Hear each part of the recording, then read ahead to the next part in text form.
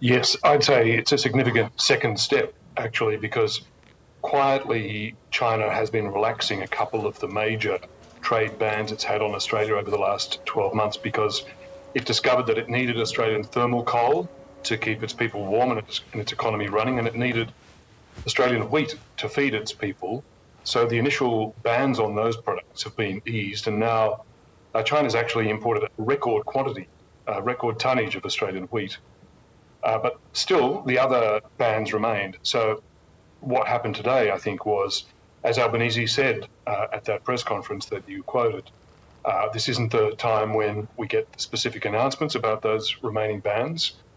But what you heard today was Xi Jinping, who represents the system on the Chinese side, and he had the major ministers on his side of the table for commerce, for trade, for economics, as well as foreign policy.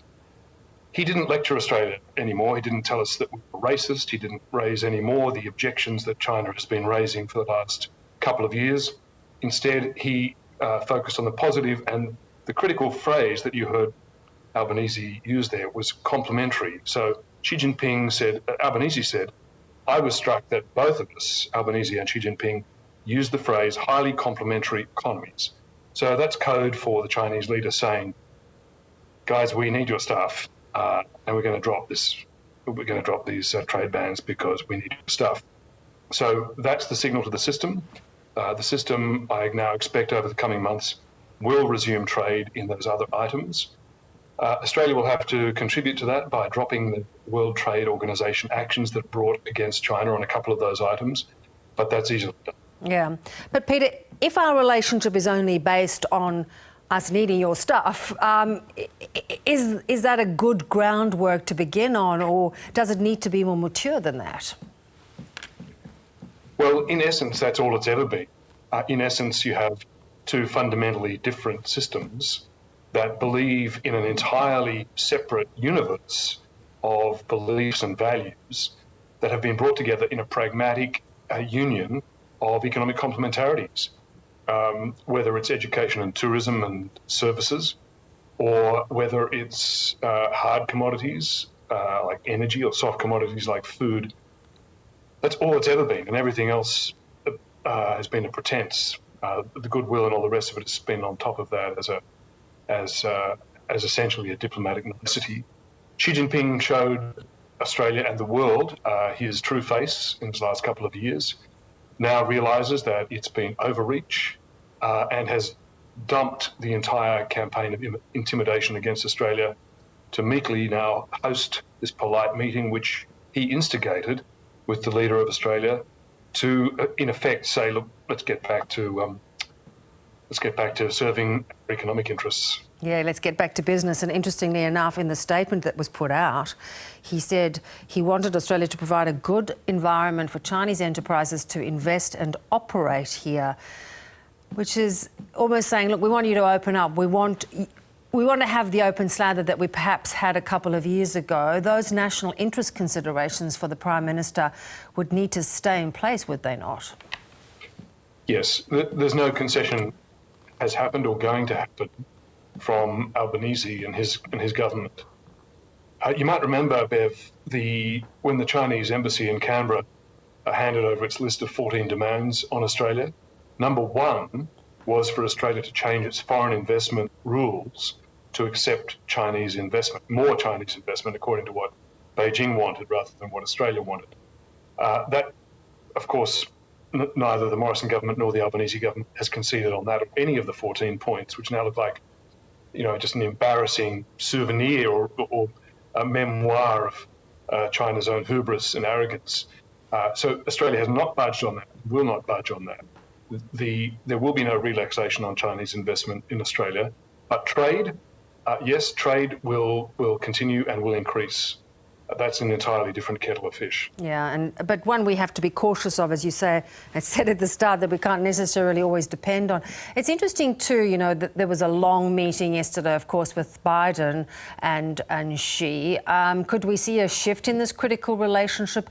And is it a lot at the moment to do with Xi engaging in a slightly different manner? Yes and yes, I would say.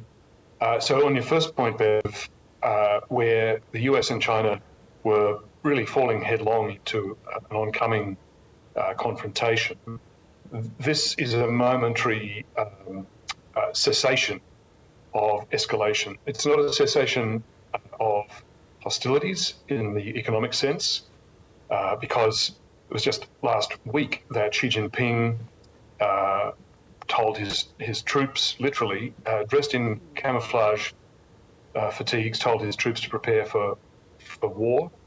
And only a week before that, Joe Biden announced a ban on sales of US high-technology computer chips and other high-tech gear.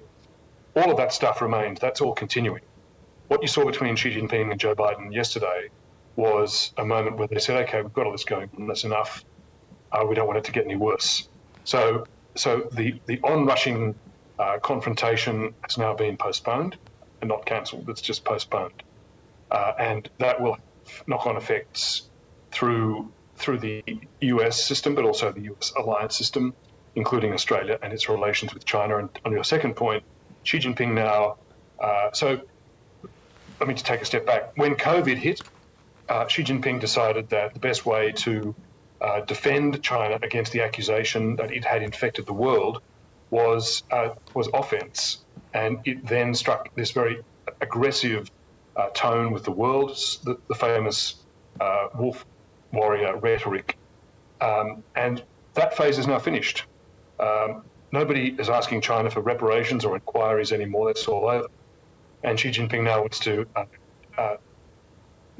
stabilise China's relations. So that is exactly what's happening. Yeah, but he has secured his third term, which seems to have relaxed him to go to this next phase potentially.